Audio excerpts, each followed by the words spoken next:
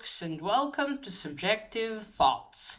And our comic for today is Mark Hazzard, Merc, issue 4 by Marvel.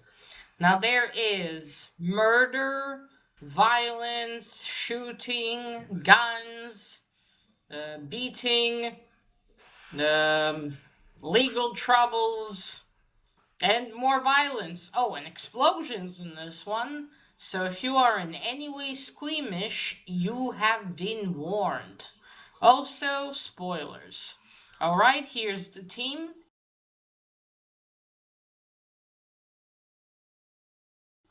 So I'm finally back to Mark Hazzard Merc. I've been busy with other comics and finally continued reading the series. So now we're on issue 4. So when we last left off old Mark, he went on this job that, no, it got fucked up in the end because of his morals. And then it ended with him watching a movie, and then the detective lady and her partner arresting him.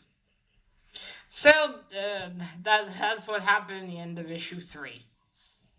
He's like, oh shit. Alright, we start this issue with this is like a conference. You got the chief of police, Drixon, who's from some company. We got the detective, her partner, someone else in the police, and someone else. And they're all talking about Mark. Mark Hazzard, and also it starts with us seeing his mugshot. So the chief of police is 6 months away from retirement, and this whole thing pisses him off because now he's got everyone on his ass for it, for what happened. He's got the mayor calling him, the president, many other higher ups calling him for this. And because he's in a bad mood from this, he's going to, give shit to everyone else, basically.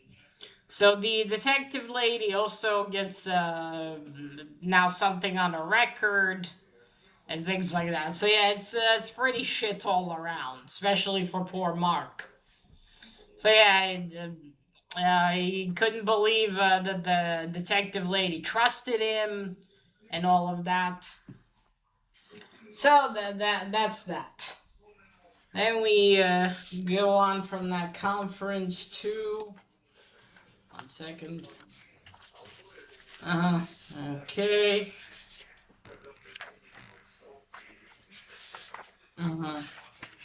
One moment.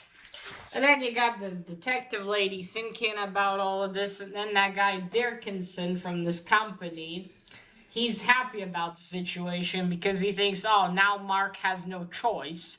You'll have to work for me in order, I can get rid of all this trouble for him.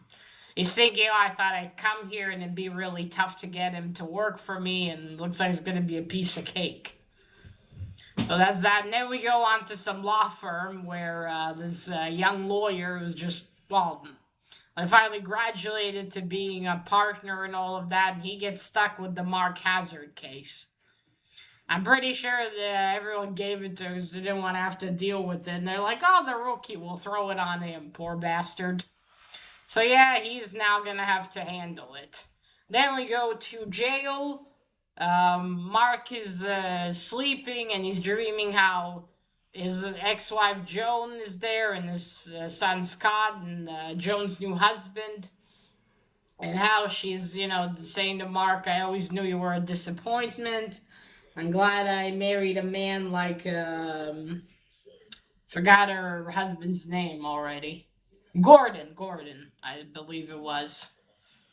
And then she's pulling away Scott, and he says, bye, Dad. It's a shame you're such scum.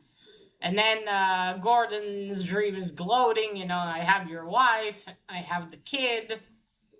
And then Mark pulls out a gun and shoots him. And he's like, send Joan my love. And then a Japanese guy appears. So, or, no, probably not Japanese, maybe Vietnamese.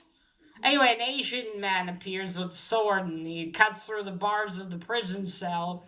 I think it's someone who gave Mark the scar on his eye because he asked him, how's the other eye? So that's obviously this is all a bad dream. He wakes up and this Dickinson is there, and then he makes him that offer, I believe. No, not yet. It's like yeah. He makes him the offer. Come. How about we talk?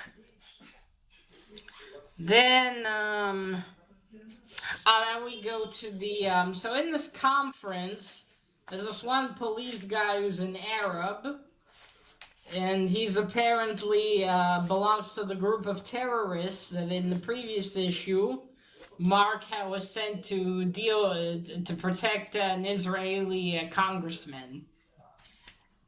And he's at the train station, and he meets another man from this group, terrorist group. And he meets another man from there. His brother was one of the men from the Philadelphia attack. Yeah, his man is one from the Philadelphia attack, and he wants revenge. So they're gonna kill Mark as a retribution for all of this.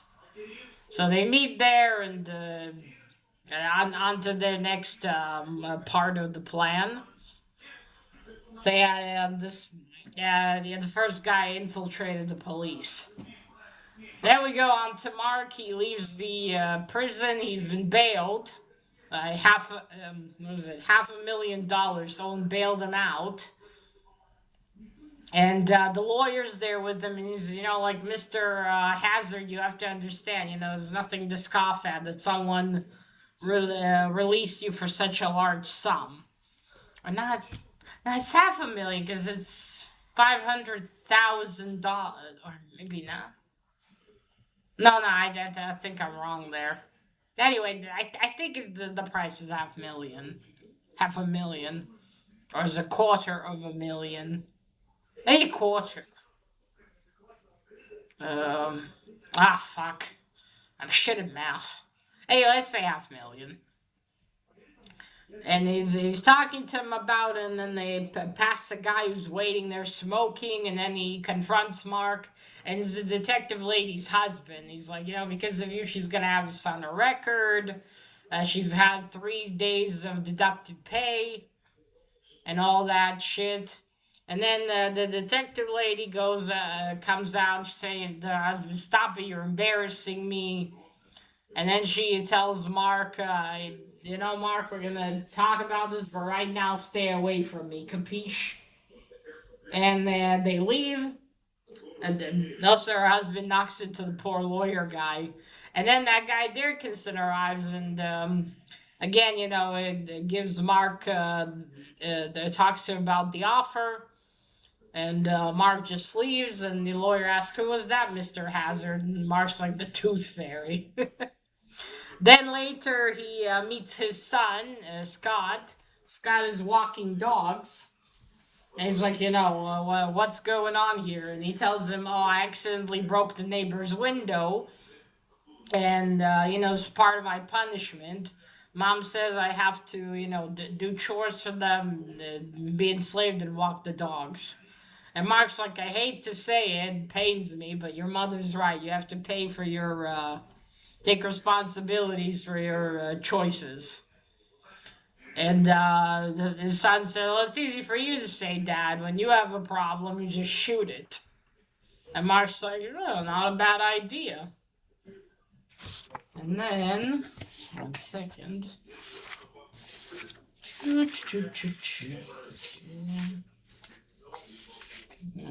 Detective lady's husband, quick shot. I forgot about that. Then later again, the two Arab terrorists are going to some building, I think, where there are buses. They killed the guard and steal a bus. Yeah, they steal a bus. Okay. After that, Mark comes home. He notices, thinking what to do because his problem's not so easy. And then he notices a little slip of paper stuck in his door. It has fallen out, so someone has broke into his apartment.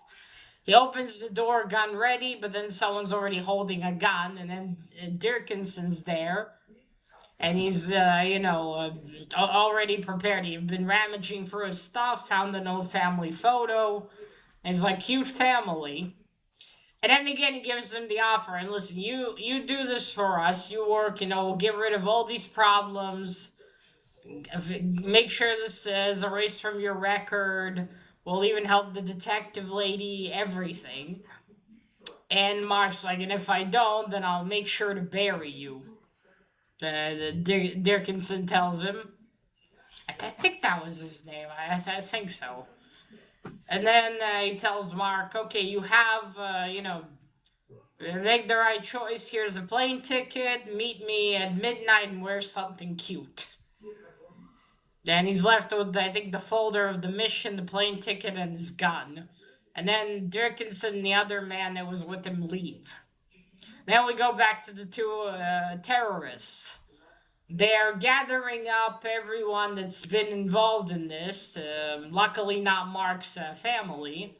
But they kidnapped the lawyer, they kidnapped Dirkinson even, and they kidnapped the detective lady and her husband. They put them on the bus, and then they go to find Mark. Mark, in the meantime, is getting prepared, picking up things, putting things in a bag. Oh, and then he said, it's not as easy as he told Scott. This isn't about a broken window, but there's only one choice, and he's not even saying goodbye. And then he leaves his apartment and goes to the meeting place with, he's supposed to meet Dirkinson. And then the bus that the terrorists are driving, well, it goes right to him, about to hit him, but then he shoots through the windshield and ducks to the side. The bus swerves a bit. Then Mark's in the bushes. He pulls out a grenade he was going to use. But then the terrorist pulls out the lawyer's head from the bus window and said, although for some reason it's written there, if you do something, we'll kill her. But he's holding the lawyer. Maybe that was a mistake. Supposed to say we'll kill him? Because he's not holding the detective lady. There's no way for Mark to tell that she's in the bus. Well, anyway, Mark, of course, has no choice. The terrorists tie him to a chair in the bus. And then they tell their grand plan, we're going to kill everyone that's involved in this. Dirkinson for trying to help you, your lawyer for trying to defend you, the detective lady for being your friend, also being involved in this as they're driving. And her husband, one of the terrorists, said, just because I feel like it. And they're driving, and then I don't know if he kills him or not, because he shoots him, but that's it. They're not showing his wife's reaction. So I don't know if he was just shot and killed, or if he was shot but only injured. I just can't tell. It's not mentioned later on. Maybe it'll be mentioned in issue 5, but here there's no reaction to it. So I can't tell if he murdered him or not. But yes, they keep driving, but then there's a barricade of 2 big trucks. It's Mark's team of mercenaries coming to his rescue.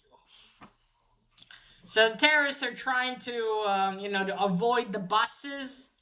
But Mark's group, Mel's in the forefront. They shoot at the tires, and the bus swerves and goes right into a grocery store. Now, obviously, there's damage. Mark, after that, quickly frees himself, and then the first terrorist, the one. It was the one that not the one with the brother that was killed, but the one that was working with the police. And Mark, I think, kills him because he's about to jump on him, and there's, I think, lead on his shoes. And the terrorist's like begging no, and then Mark says, just because I feel like it, like he said about the husband. And I think maybe he stomps his head and he and kills him. I don't know. Anyway, he gets out of the bus, and then Mel meets him there. I don't know what happens to the detective lady and her husband. And then there's also the lawyer there. And he before that he talks to Dirk and says, "Okay, let's get the other one." So they both get out.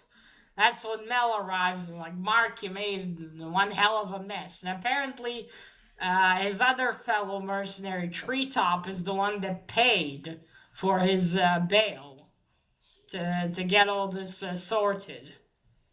So then they're like, where's the terrorist? But then he comes out and he has Dirkinson. He's holding him down and he's like, I'm going to kill him. There's no one to save you. All you have is this bumbling fool of a lawyer. And then surprisingly, the lawyer comes out and hits him in the head with his case. And he's all offended, like, bumbling? Bumbling? You're insulting people when you can't properly speak English? It was so funny. I think he might be a lawyer that can help Mark after all, because Mark is like, what am I gonna do? My lawyer's, an incompetent, seems like an incompetent jerk, and Dickinson's a jerk and everything. Well, that city gets knocked down. Mel's like, come on, Mark, we gotta leave because the police are already here. Oh, and before that, before the lawyer hits the terrorist, Mel wants to shoot him, but Mark's like, no, no, no more killing. And then he tells Mel, okay, tell the men. He tells the men, all right, everyone, leave. The police is 3 blocks away. Come on. And Dirkins is like, come on, Mark. We'll leave the police to handle this mess. There's still time to catch that flight. And Mark's like, tells Mel there's only one thing to do. I think he picks up his gun, maybe? And then he and Mel exit from the destroyed grocery shop. While Dirkinson yells after him. You see the detective lady approaching her husband, but I can't tell if he's dead or, again, just injured. There's like no blood on him or anything, so maybe the terrorist just shot in his direction but didn't kill him yet. Again, he kidnapped him. He's like, I'm gonna kill him. I mean, he doesn't know you, but I'm gonna kill him just because I feel like it. The bastard. And then that's it. It's like the next day, there's just something. And Scott's outside, finally done with all the chores. He goes inside the house and he sees Mark Hazzard there. And he's like, Dad! Wow, Dad, twice in 1 month that he gets to see him. And he's like, oh, that's it, Dad. I'm done with all of the chores. And he's like, well, did you learn something? And Scott says, yeah, next time you break a window, run away quickly. Well, maybe he half learned his lesson. I think he broke it with his football because Mark's holding his football. But anyway, Mark's like, I got something for you. And he gives him a hat, just like the one he often wears. It's apparently the one that Joan hates the most. And he's like, this is awesome. Dad, you're so cool. Mom's gonna freak when she sees this. She's gonna hate this. The hat. And he looks in the mirror and he's like, wait. Twice in the same month, you're giving me a hat like yours, Dad, or are you going to jail? And Mark comes over to him and is like, I don't know, son. Or I don't know, Scott, but I know what I signed up for when I became a mercenary. And I'm going to, ride this till the end, whatever happens. And Scott hugs him, and I'm really proud of you, Dad, and I love you no matter what. Oh, it's such a sweet moment. And of course, Mark always lights a cigarette, and he's like, Dad, can I have a cigarette too? And Mark says no. And that's it. That's how issue number 4 ends. All right, first the cover. It's quite a cool cover, a lot of action, but also misleading because none of this happens. The detective lady does not get held like that and threatened to be shot.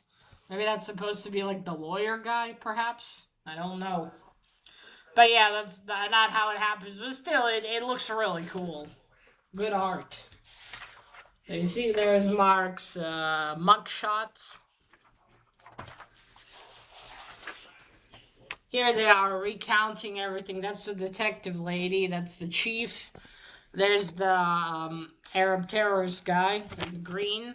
This is Dirkinson, the one with the sunglasses. And there's the poor lawyer over there. It's like, yeah, poor chap. And there's the detective lady's lawyer, actual lawyer, husband. There he is. Kind of looks like I don't know, like kind of a. I don't know why, but he reminds me of an Italian guy from a TV show. It's shorter than Joan too, I believe. Now there's his son Scott. He has to walk the doggies. And there's Dirkinson coming to his apartment, offering him the thing again. Oh look, there's the family photo. Isn't that sweet? Such a cute family photo. And then I'll show you this scene because I can't figure out if he shot him or not. I can't figure it out really if he did or not. It's hard to where was it? There we go. It's here, you see? And he's got face paint on too. For the heck of it, and then blam, and then I don't know. Maybe he didn't shoot him. Maybe he was just making a cruel joke. I don't know, again, there's just no reaction to it, so I have no idea if he actually shot him or not. Well, there we go. See that he gives Scotty the hat. Oh, look, what a sweet moment. Aw, look at that hug. So that was the art. The art is always very good and very clear, which I like that, and also looks professional. 1 second.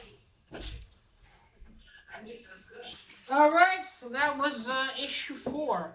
As for the story, it's going in an interesting direction. Mark from issue 1 has felt like he was failing in a lot of things. You know, his family life, with his career, with everything. You know, he's like solving a problem by shooting it essentially. And here, at the age of 42, it looks like he's trying to, I suppose, start to take responsibility for his life. Like here, he could have just taken Drickson's deal, but as he tells Scott, as he tells me, I'm going to jail. But with people like Drickson, I couldn't take his offer. He would, you know, I'd have to work under him for the rest of my life if I did. I would have had to do his dirty work. And that's why he went to meet him. He went to tell him no, and that's why he had his mercenary friends join him in case he needed backup. Because he also threatened, you know, he's going to close down the place where Mark goes to shoot. He's going to do all sorts of things, Drickson, I mean. But Mark still decided, no, I knew what I was signing up for. Whatever happens, happens. I'm going to go and face the consequences. So that's admirable. I mean, he loves the son after all, and perhaps it's one of the main reasons he wants to improve with this. And that's left to be seen what happens, because the series continues on for quite a few issues, more than I thought originally. So it's interesting if he does end up having to go to jail, or what's going to happen next. What's going to happen with his family life, with the jobs.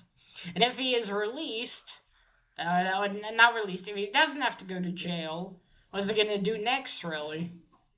All this because someone tried to kill him. It's also that boss of Gordon that also wants to kill Mark, so it's interesting what's going to happen.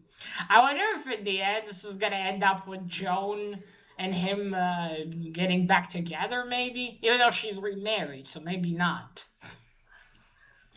But that is left to be seen. But this was interesting. I look forward to see more of the lawyer. I wonder what he's gonna try to do. Not much of a scaredy cat as he looks, because there you go. He just whacked the head terrorist on the head with with his briefcase.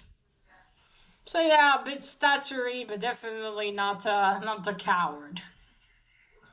Yeah, that's all left to be seen in issue 5 was gonna happen, and I'm excited about it. I hope there'll be more of like Mark and his mercenary buddies. What's gonna happen with all of them? What are they going to do about it too? And how is he gonna continue his job and everything else? And how the trial's gonna look? But yeah, that's left to be seen in issue 5. All right, folks. So that is it. Let me know if you read issue 4 of Mark Hazzard Merc, and what did you think about it? And that is it. Remember, collect what you're passionate about and share it on YouTube. Bye!